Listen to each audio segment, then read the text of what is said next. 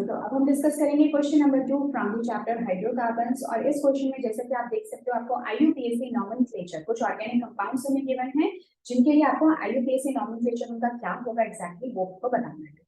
तो ये जो भी कुछ कंपाउंड्स यहाँ पे गिवन है उसके लिए मैं आपसे कहूंगी कि मेरा पर्सनल सजेशन है, सबसे पहला तो आप क्या करो, इन सभी को आप बॉन्ड लाइन फॉर्मूला में कन्वर्ट कर दो।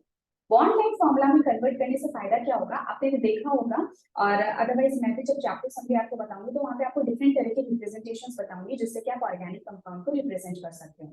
तो बॉन्ड लाइन फॉर्मूला एक तरह का ऐसा रिप्रेजेंटेशन है जो कि आपके मॉलिक्यूल को दिखने में काफी आसान बना देता है, तो जिससे जो भी मेन फोकस है आपका फंक्शनल ग्रुप्स कहाँ पे प्रेजेंट है, सब्स्टिट्यूएंट कहाँ प्रेजेंट है, वो आपको बहुत क्लैरिटी के साथ नजर आने लगता है। और बेवजह की जो चीजें हैं जैसे कि कितने हाइड्रोजन्स हैं या ये सब ये आपको इंक्लूड नहीं करता, तो आप सिली मिस्टेक्स को अवॉइड कर सकते हो। तो इसलिए जैसे कि अगर मैं आपको ये फर्स्ट वाला जैसे बी है इसके लिए एक बॉन्ड लाइन फॉर्मूला बना के दिखाऊं तो कुछ बन जाएगा इस तरह से। तो देखो 1 2 3 4 5, अब यहाँ पे ट्रिपल बॉन्ड भी मुझे नजर आ रहा है और 5 कार्बन है। तो सबसे पहले तो मैं 4 कार्बन ही बना लेती हूँ, जिसमें कि इधर तो हो गया एक डबल बॉन्ड, और आप देखते हो कि थर्ड पोजिशन पे एक ट्रिपल बॉन्ड है और फिर एक और कार्बन है, CH3 ग्रुप है। तो इसमें ये जो जितने भी पॉइंटेड पोजीशंस है ना, जो कॉर्नर्स हैं वो रिप्रेजेंट करते हैं एक कार्बन को, और जो भी कुछ वैलेंसी बच जाती है कार्बन की उसको आप हाइड्रोजन से फुलफिल कर सकते हो। ठीक है, तो अब आप देख सकते हो कि फॉर्मूला ज्यादा आसान दिख रहा है और ज्यादा हम काम की चीजों के ऊपर फोकस कर। ठीक है, तो अब इसी तरह से सबसे पहले हम इन सभी फॉर्मुलास को बॉन्ड लाइन फॉर्मुलास में कन्वर्ट करेंगे और उसके बाद में उनका नॉमेनक्लेचर देखेंगे। तो सबसे पहले ऑफ कोर्स मेरे को थोड़ा सा स्पेस की जरूरत होगी, तो मैं आप लोगों को डायरेक्टली नीचे लेके चलती हूँ, यहाँ पे थोड़ा स्पेस मिल जाएगा। ओके, यहाँ पे राइट, तो यहाँ पे ये है, साथ के साथ आप सॉल्यूशंस भी देखते जाना। तो फर्स्ट पार्ट को हम लोग सबसे पहले डिस्कस करते हैं, जिसमें कि आप देख सकते हो 4 कार्बन है। तो ये मैंने बना दिए 4 कार्बन, जिसके सेकंड पोजीशन पे मुझे एक मिथाइल ग्रुप दिख रहा है और इधर यहाँ पे एक डबल बॉन्ड। ठीक है, अब इसका नॉमेनक्लेचर कैसे करोगे, तो देखो नॉमेनक्लेचर करने के लिए आपको हमेशा ध्यान रखना है कि आपके सब्स्टिट्यूएंट्स और फंक्शनल ग्रुप को मिनिमम पोजीशन मिलनी चाहिए। फंक्शनल ग्रुप यहाँ पे कौन दिख रहा है आपको, डबल बॉन्ड। अब मैं चाहे लेफ्ट से स्टार्ट करूँ चाहे राइट से स्टार्ट करूँ, दोनों तरफ से इसको तो सेकेंडरी पोजीशन मिलेगी, बट अगर मैं राइट से करती हूँ तो मिथाइल ग्रुप को कम पोजीशन मिल सकती है। ठीक है, तो इस वजह से हम स्टार्ट कहाँ से करेंगे, 1 2 3 4, यहाँ से हम नंबरिंग को स्टार्ट करेंगे। तो अब देखो यहाँ पे काम की चीजें क्या है, सबको एक जगह पे साइड में लिख लो। अगर आप पहली बार मतलब शुरू में एक न्यू कमर हो और बहुत ज्यादा आपको IUPAC में कॉन्फिडेंस नहीं है, तो ये काम आप कर सकते हो। क्या, क्योंकि ये 4 कार्बन की चेन है, तो इसके लिए हम जो वर्ड रूट यूज करेंगे वो है ब्यूट। ठीक है, उसके अलावा क्योंकि यहाँ पे एक एल्कीन प्रेजेंट है, तो इसलिए हम इसमें लिख देंगे इन। इन हमारा हो जाएगा सफिक्स फॉर एल्कीन, और क्योंकि ये सेकंड पोजीशन पे तो 2 लिख देते हैं। और सेकेंडरी पोजीशन पे एक सब्स्टिट्यूएंट भी है, वो कौन है, मिथाइल। तो बताओ पूरे के पूरे कंपाउंड का नाम कैसा हो जाएगा, सबसे पहले आप सब्स्टिट्यूएंट को लिखोगे, उसके बाद आप जो आपका पेरेंट चेन है उसको लिखोगे, और तीसरे नंबर पे लास्ट में आप जो भी आपका मेन फंक्शन ग्रुप है उसका सफिक्स लिखोगे। तो देखो इसका नाम क्या हो जाएगा, 2 मिथाइल ब्यूट 2 ई। ठीक है, ये आपस में जोड़ दो, सो 2 मिथाइल ब्यूट 2 ई, इस तरह से कंटिन्यूएशन में पूरा चलता है। तो आप यहाँ से कंपेयर भी कर सकते हो 2 मिथाइल ब्यूट 2। ठीक है, तो इसी तरह से अब हम लोग जो हमारा सेकंड पार्ट है इसको ऑलरेडी मैं वैसे तो आपके सामने ड्रॉ कर ही चुकी हूँ। तो ये कुछ आपका इस तरह का कंपाउंड होगा, 4 ही कार्बन पहले बनाते हैं, डबल बन गया, ट्रिपल बॉन्ड, और फिर इस पे लग गया CH3 ग्रुप। ठीक है, अब यहाँ पे पता है एक इंपॉर्टेंट पॉइंट है जो कि आप हमेशा ध्यान रखना, अगर आप प्रायोरिटी ऑर्डर देखोगे फंक्शनल ग्रुप्स का, तो एक्चुअली जो डबल बॉन्ड होता है ना उसकी प्रायोरिटी ज्यादा होती है। तो आप हमेशा ध्यान रखना कि ये जो आपके कंपाउंड्स होते हैं जिसमें डबल बॉन्ड और ट्रिपल बॉन्ड दोनों प्रेजेंट हो, तो हम उनको एल्क इन आइन इस तरह से हम उनको रिप्रेजेंट करते हैं, यानी कि इन को पहले लिखेंगे और आइन को बाद में लिखेंगे। लेकिन क्योंकि प्रायोरिटी में डबल बॉन्ड ज्यादा होता है फंक्शनल ग्रुप के लिस्ट में, आप चाहे तो देख सकते हो, अदरवाइज मैं मेंशन कर दूंगी जब चैप्टर समरी को डिस्कस करूंगी तब। तो उस हिसाब से हमेशा कम से कम पोजीशन किसको मिलेगी, डबल बॉन्ड को। तो यहाँ पे हम यहाँ से नंबरिंग स्टार्ट करते हैं क्योंकि ऑलरेडी फर्स्ट ही पोजीशन पे है, फिर ये हो गया 2, ये हो गया 3, ये हो गया आपका 4 और ये हो गया 5 का। ठीक है, अब नाम करना आसान है, तो देखो अब यहाँ पे कौन कौन है, एक 5 कार्बन की चेन है, सो ये हो गया पेंट, और 1 पोजीशन पे आपको नजर आ रहा है इन, और थर्ड पोजीशन पे आपको नजर आ रहा है आइन। तो बताओ इसका नाम क्या हो जाएगा, सिंपल हो गया।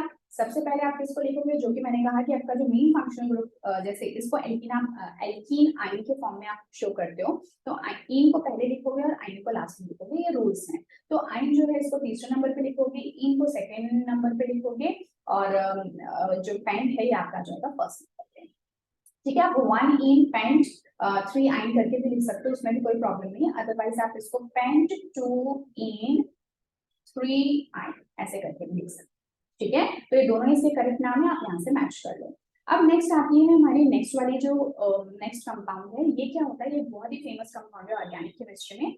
तो जब आप हायर केमिस्ट्री में जाओगे तो ब्यूटा-1,3-डाइईन के ऊपर हम कई सारे एक्सपेरिमेंट्स करते हैं। तो अगर इस स्ट्रक्चर को देखो, ये ऑलरेडी आप लोगों को बॉन्डिंग फॉर्मूला में गिवन है, तो यहाँ पे हमें ज्यादा कुछ करना नहीं है, बस नंबरिंग कर दो तो 1 2 3 4 कुछ इस तरह से हो जाएगी नंबरिंग। सही बात है। तो अब देखो, अगर आप डबल बॉन्ड देखो तो 1 और 3rd पोजीशन पे है, तो बहुत नाम भी सिंपल हो गया। क्या हो गया, 4 कार्बन की चेन है, इसलिए हो गया ब्यूट। और उसके बाद में जो ईन ग्रुप है वो कहाँ पे प्रेजेंट है, एक तो 1 पोजीशन पे और 3 पोजीशन पे। दो दो एल्कीन्स हैं, अगर दो फंक्शनल ग्रुप सेम ही प्रेजेंट होते हैं अलग अलग पोजीशन पे, तो भी आप उसके लिए प्रीफिक्स डाई को यूज करते हो, हमेशा ध्यान रखना। तो ये क्या हो जाएगा, डाई ईन। ठीक है, तो ये इसका नाम हो गया। अब नेक्स्ट चलते हैं हम नेक्स्ट कंपाउंड पे, ये है हमारा कंपाउंड डी। तो यहाँ पे आप क्या देखते हो कि आपकी ये बेंजीन रिंग है, ठीक है ना, ये हो गई बेंजीन रिंग, और इसके ऊपर 4 कार्बन का एक एल्काइल ग्रुप जुड़ा हुआ है। तो मैं इसको शो कर देती हूँ 1 2 3 1 2 3 4। ठीक है, जिसमें कि जो फर्स्ट पोजीशन है इस पे आपको एक नजर आ रहा है डबल। Is that clear? अब आपको इसकी नंबरिंग स्टार्ट करनी है, तो कैसे करोगे नंबरिंग? ठीक है, तो यहाँ पे क्योंकि डबल बॉन्ड जो है उसको आपको हमेशा कम से कम पोजीशन देनी है, so this will be 1, this will be 2, this will be 3, this will be 4, और 4 के ऊपर एक फिनाइल ग्रुप यानी कि एक सब्स्टिट्यूएंट उपस्थित है। ठीक है, तो जो भी सब्स्टिट्यूएंट होता है, मैंने आपको फर्स्ट केस में बताया था, सबसे पहले उसको लिखा जाता है। तो ये हो जाएगा आपका 4 फिनाइल, और उसके अलावा कार्बन चेन बताओ कितने कार्बन की है, 4 कार्बन की। तो क्या यूज करोगे पेरेंट चेन का नाम, ब्यूट, और फर्स्ट पोजीशन पे आपको एल्कीन नजर आ रहा है फर्स्ट पोजीशन पे, इस वजह से हो गया 4 फिनाइल ब्यूट 1 ईन। ठीक है, अब नेक्स्ट चलते हैं हम नेक्स्ट कंपाउंड की तरफ। तो ये तो ऑलरेडी सिंपलेस्ट फॉर्म में ही है, इसको हम और कुछ नहीं कर सकते खास। तो इसका जब आप नाम मेंशन करते हो, ये हो गया OH, ये हो गया CH। तो यहाँ पे आप क्या करते हो ना, कि जो भी आपका मेन पेरेंट चेन है, सबसे पहले तो आप उसको सिलेक्ट कर लेते हो। तो कई बार IUPAC में इस चीज को भी एक्सेप्ट किया गया है कि अगर कोई कंपाउंड एज इट इज मतलब काफी कॉमन होता है, तो हम उसी का जो नाम है, जैसे कि जो उसका कॉमन नेम है, उसको भी हम कंसिडर कर सकते हैं एज द पेरेंट चेन। तो जैसे कि फिनॉल जो ग्रुप है ना, ये अपने आप में ही मतलब काफी ज्यादा एक इंपॉर्टेंट मॉलिक्यूल है, बहुत सारे रिएक्शंस में काम में आता है। तो हम इस पूरे कंपाउंड को, जिसमें कि CH3 को आप रिमूव कर दो, CH3 के अलावा ये जो बेंजीन के ऊपर अल्कोहल है, उसको हम कहते हैं फिनॉल। और फिनॉल के हिसाब से, अल्कोहल के हिसाब से जो CH3 ग्रुप है वो सेकंड पोजीशन पे। तो नंबरिंग कुछ इस तरह से हो जाएगी 4 5 6, क्योंकि मिथाइल को कम से कम पोजीशन मिलनी चाहिए। तो CH3 मेरा क्या हो गया, सब्स्टिट्यूएंट हो गया। सब्स्टिट्यूएंट को क्या लिखते हो सबसे पहले, तो ये हो गया आपका 2 मिथाइल फिनॉल। ठीक है, अब फिनॉल बोलते ही क्लियर हो गया कि भाई इसमें बेंजीन रिंग है, और बेंजीन रिंग के ऊपर अल्कोहलिक ग्रुप है, जिसकी सेकंड पोजीशन के ऊपर एक मिथाइल। ठीक है, तो इस तरह से आप कर लेते हो। अब ये वाला जो F है, ये मेरे को काफी बड़ा सारा कंपाउंड लग रहा है, तो हम अब देखो इस तरह के क्वेश्चंस में जरूरत पड़ती है कि आप इनको बॉन्ड फॉर्मूला में शो करो, इससे क्लैरिटी ज्यादा आ जाती है। तो ये देखो 10 कार्बन की चेन है, ठीक है, ये ओरिजिनल मॉलिक्यूल में आप देख सकते हो 10 कार्बन की। तो सबसे पहले हम बना लेते हैं 1 2 3 4 5। देखो 1 2 3 4 5 6 7 8 9, है ना, हो गया ना, 1 2 3 4 5 6 7 8 9 10, ये 10 कार्बन हो गए। अब इसमें मुझे क्या दिख रहा है कि इसका जो फिफ्थ पोजीशन है, फिफ्थ पोजीशन यानी 1 2 3 4 5, चलो यहाँ से कर लेते हैं 1 2 3 4 5, है ना, यहाँ से कर लेते हैं, कोई फर्क नहीं पड़ता क्योंकि सेम ही ग्रुप्स हैं दोनों तरफ। तो यहाँ पे आपके पास प्रेजेंट है ये एक ग्रुप जिसको आप कहते हो CH2CH यानी कि प्रोपाइल ग्रुप में सेकंड पोजीशन पे मिथाइल है। तो इसको मैं कैसे शो कर सकती हूँ, तो दिस विल बी माय, ये प्रोपाइल ग्रुप मैंने बना दिया है ना, ये बन गया प्रोपाइल ग्रुप, और इसकी जो सेकंड पोजीशन है इस पे मुझे दिख रहा है CH3 इस तरह से, राइट। तो अब ये जो है ये सिंपलेस्ट फॉर्म बन चुकी है, और कुछ कुछ बेटर क्लैरिटी भी आ रही है पहले वाले अगर आप स्ट्रक्चर को देखो तो उससे। अब जैसे कि मैंने कहा कि यहाँ पे ये वाला जो ग्रुप है ना, इसको क्या मिलनी चाहिए, कम से कम पोजीशन मिलनी चाहिए, राइट। एक सेकंड, मुझे लग रहा है मैंने एक कार्बन यहाँ पे एक्स्ट्रा बना दिया। ठीक है, ये है आपका CH2 1 2 3, है ना, एक सेकेंड। सो ये हो गया आपका एक कार्बन, ये हो गया 2 कार्बन, और ये हो गया 3 कार्बन, और इधर आपका मिथाइल ग्रुप है, राइट। तो इसको आप क्या मिलनी चाहिए, कम से कम पोजीशन मिलनी चाहिए। अब आप खुद सोचो, अगर मैं नंबरिंग यहाँ से करती हूँ 1 2 3 4 5, तो इसको कम पोजीशन मिलती है, जबकि अगर मैं राइट हैंड साइड से करूंगी तो इसको 6 पोजीशन मिलेगी। तो जो काउंटिंग है वो इसी डायरेक्शन में प्रेफरेबल।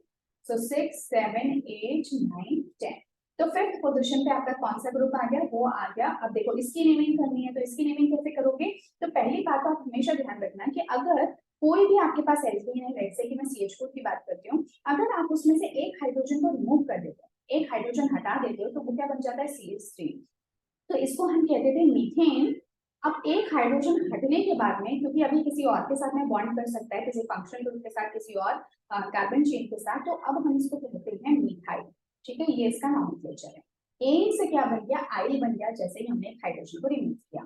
तो अब आप क्या करो ना कि सिर्फ इसको फोकस करो, तो ये ग्रुप आपका क्या होता अगर होता तो, सो 1 2 3 ये क्या होता है, एक प्रोपाइल ग्रुप, प्रोपेन ग्रुप हो जाता, और प्रोपेन में सेकंड पोजीशन पे एक मिथाइल होता। तो हम इसको क्या नाम देते, 2 मिथाइल, और क्या लिखते, प्रोएन।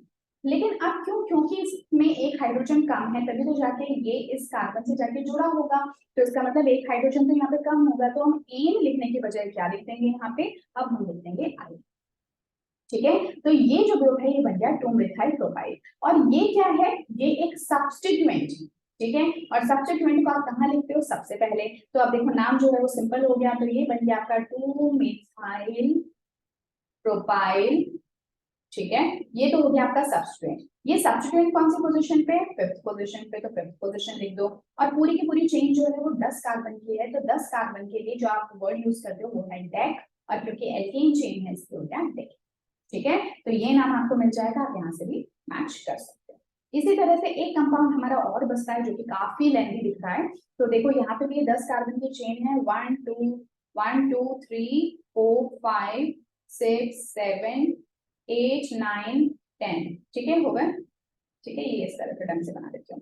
तो देखो 1 2 3 4 5 6 7 8 9 10 हो गए 10 कार्बन। अब इसमें अगर आप देखो तो मेरे को फर्स्ट पोजीशन पे एक डबल बॉन्ड दिख रहा है, तो ये मैंने बना दिया एक डबल बॉन्ड। उसके नेक्स्ट से नेक्स्ट पोजीशन पे, यानी कि कौन सी, इसको चलो 1 2 3, मैं आपको बाद में बता दूंगी नंबरिंग इसको किस तरह से की गई है। सो ये हो गया C2H5। उसके बाद में जो फिफ्थ पोजीशन है इस पे आपको दिख रहा है डबल बॉन्ड। उसके बाद में ये हो गई सिक्स्थ पोजीशन, ये हो गई सेवेंथ पोजीशन, फिर हो गई एट्थ पोजीशन, एट्थ और नाइन्थ पोजीशन के बीच में डबल बॉन्ड, और उसके बाद में आपको ये देखिए 10th पोजीशन। ठीक है, तो सबसे पहले तो ये देख लेते हैं कि जो नंबरिंग हमने की है वो इस तरह से क्यों की है। तो सब अगेन वही वाली बात, आपको क्या देखना है कि आपके जो फंक्शनल ग्रुप्स हैं उनको कम से कम पोजीशन पे ले। तो यहाँ पे मुझे एक एल्केन जो है ये फर्स्ट पोजीशन पे मिल रहा है। अब आप क्या कर सकते हो, कई बार क्या होता है इस तरह से भी एक दिक्कत आ जाती है कि कई बार कुछ फंक्शनल ग्रुप्स आपके ऐसे होते हैं जो सेम ही पोजीशन पे होते हैं। तो ऐसे में आप क्या कर सकते हो ना, एक रूल होता है जिसको आप कहते हो लोवेस्ट लोकेंश रूल। ठीक है, उसमें आप जो भी फंक्शनल ग्रुप्स आपके जिस जिस भी पोजीशन पे, आप सबको उनको क्या कर लेते हो, उनकी पोजीशन को आपस में ऐड कर लेते हो। जिस भी केस में आपको जो पोजीशन का सम है वो कम से कम मिल रहा होता है, उसी पैटर्न को आप यूज करते हो नंबरिंग करने के लिए। तो जैसे कि यहाँ पे जो मेरा एल्कीन है कौन सी, फर्स्ट पोजीशन पे। इसी तरह से अगर मैं मिथाइल ग्रुप की बात करूं तो ये कौन सी है, फोर्थ पोजीशन पे।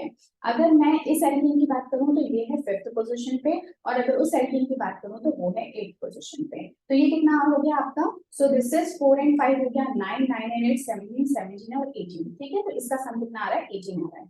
बल्कि अगर मैंने इसका उल्टा कर नंबरिंग इस तरह से की होती 1 2 3 4 5 6 7 8 9 और 10। ठीक है, तो अब देखते हैं कि यहाँ पे जो हमारा एक जो लोवेस्ट मतलब जो इनके नंबरिंग है उनका सम कितना आता है। तो देखो सेकंड पोजीशन पे क्या है, डबल बॉन्ड। इस हिसाब से फिफ्थ पोजीशन पे भी डबल बॉन्ड है। उसके अलावा जो आपका 5 6 7 ये हो गया 7 ना, और सेवेंथ पोजीशन पे आपका एक मिथाइल ग्रुप है, और फिर नाइन्थ पोजीशन पे जाके एक डबल बॉन्ड। ठीक है, अब आप वापस से इनको भी ऐड कर लो। तो ये 5 और 7 आपका कितना हो गया, ये हो गया 12 13 14 14 और 9 ये कितना हो गया 23। ठीक है, तो आप देख सकते हो कि ये आ रहा है 23। तो इसका मतलब जिसमें भी नंबर कम से कम होगा उस वाली नंबरिंग के पैटर्न को ही आप एक्सेप्ट करोगे। अगली बात समझ में, तो हम क्या करते हैं, ये जितने भी आपके ब्लू में शो कर रखे हैं इन सबको हटा देते हैं। मैं वापस से एक बार ड्रॉ कर देती हूँ उसको, अदरवाइज मिटाने में ज्यादा टाइम लग जाएगा। ठीक है, और अब हम उनकी नेमिंग को स्टार्ट करते हैं। So this is 1 2 3 4 5 6 7 8 9 10।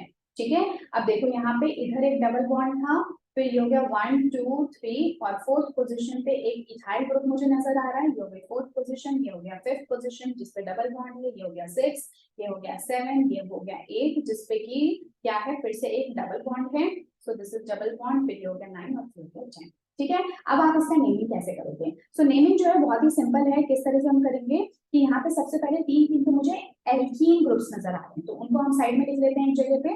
देखो, एक तो फर्स्ट पोजीशन पे एक एल्कीन है, एक फिफ्थ पोजीशन पे एक एल्कीन है और एट पोजीशन पे एक एल्कीन है। मैंने आपसे कहा था जितने नंबर ऑफ एल्कीन्स होंगे या जितने भी नंबर ऑफ सेम टाइप के फंक्शनल ग्रुप्स होंगे उतनी ही बार आपको उनको उनके लिए प्रीफिक्स को यूज करना होगा।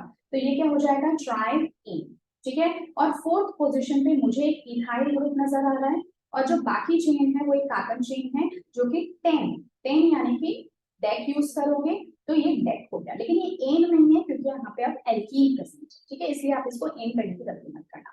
अब हम इसका नेमिंग कर लेते हैं। सबसे पहले आप सब्स्टिट्यूएंट को पुट करोगे, राइट, उसके बाद में जो आपका ये पेरेंट चेन का नाम है और उसके बाद फाइनली आपके फंक्शनल ग्रुप का जो भी सफिक्स है, तो ये हो जाएगा आपका 4 इथाइल डेक 158 ट्राई इन। ठीक है, सो आई गेस कि आपको ये समझ में आ गया होगा। ये इस तरह से हम जो क्वेश्चंस हैं इनको सॉल्व करते हैं ऑर्गेनिक कंपाउंड के नॉमेनक्लेचर बेस्ड। तो इसी तरह के और भी नॉमेनक्लेचर बेस्ड आगे आने वाले जो क्वेश्चंस हैं उनके अंदर भी हम लोग डिस्कस वैसे भी करेंगे। तो जितना ज्यादा आप इनके ऊपर प्रैक्टिस करते जाओगे उतनी ज्यादा आपको क्लैरिटी आती जाएगी, उतना ज्यादा आपका हाथ बैठता जाएगा, उतना ज्यादा आप एक बार में नजर देख के समझ पाओगे कि आपको एक्चुअली नंबरिंग किधर से स्टार्ट करनी है और कौन से फंक्शनल ग्रुप को आपको ज्यादा प्रायोरिटी देनी है। ये सब चीजें थोड़े थोड़े प्रैक्टिस के साथ में आएंगी। तो मैं ये नहीं कहूंगी कि एक चमत्कार है, ना तो कोई शॉर्ट ट्रिक, ना तो दूं, नहीं, इसके कुछ सेट ऑफ रूल्स हैं और रूल्स को आप बिल्कुल एकदम कंठस्थ कर लो, एकदम अच्छे से ध्यान रख लो और उसके बाद में जब आप क्वेश्चंस को ज्यादा से ज्यादा सॉल्व करोगे, ज्यादा नहीं तो कम से कम कोशिश बना लो कि रोज की आप कम से कम एक ऑर्गेनिक कंपाउंड का नॉमेनक्लेचर करोगे किसी भी फंक्शनल ग्रुप से बेस्ड। तो इससे आपको बहुत कॉन्फिडेंस मिलेगा, एक अपने ऊपर एक अच्छा सा कॉन्फिडेंस आएगा, क्लैरिटी आएगी, वो एक अलग चीज।